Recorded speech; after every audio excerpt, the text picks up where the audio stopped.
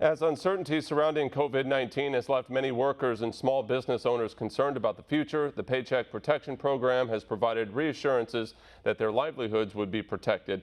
Here's Jenn Pellegrino.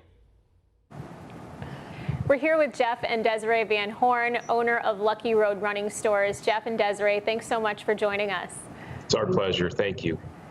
Jeff, you started your business roughly 20 years ago. You say you started from scratch. You know, when the shutdown went into effect, what went through your mind? Wow, that's a pretty wide open question. A lot went through our minds. I guess the first thing we thought about was, number one, we got to take care of our employees. Then we started thinking about the bills that we have to pay and how we're going to go about doing that.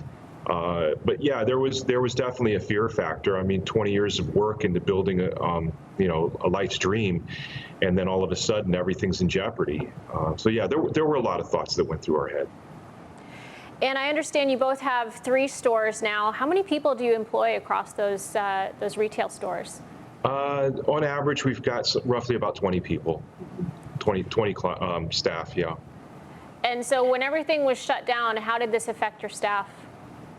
Well, I think at first everybody was a little bit shocked, also a little nervous about what the future held. For us, we had a number of people that were full-time that were relying on us to make sure that their livelihood was taken care of. I think our part-timers, for the most part, understood that they're either retirees that just want something to do with their time, or they were students that just need a little bit extra money in their pocket, and so they understood that that wasn't that big a priority for them. But we kind of rallied around, circled the wagons, and holding on tight. And you applied for the Paycheck Protection Program loan. Can you walk us through the process? It was rough. It seemed like the paperwork was constantly changing on a daily basis. But we had a really good relationship with the banker that we were working with. We were constant communication. We stayed on top of the changes in the paperwork, but it seemed like the paperwork changed every day. So even though it looked like the exact same questions, we had to fill, for about a week, we were constantly filling out the exact same paperwork, but with minor little tweaks, and, in order to make sure that we got everything done in a timely manner. What did the timeline look like from the moment you applied to getting those funds deposited?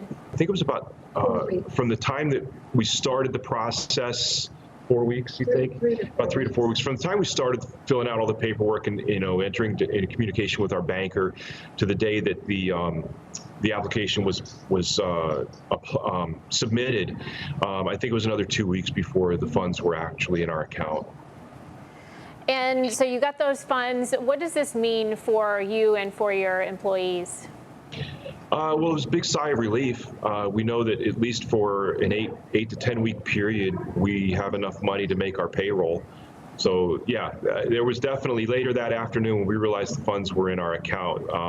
The stress level, it lowered a little bit, yeah. I can imagine. Well, Jeff and Desiree, really appreciate you taking time to join us. I know that your business means a lot to both of you as well as to those in your communities, and we really appreciate it and hope you continue to stay well.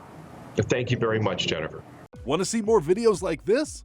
Click on the link below and subscribe to One America News on YouTube, and call your cable provider and kindly demand that One America News is added to your lineup. Call and subscribe today.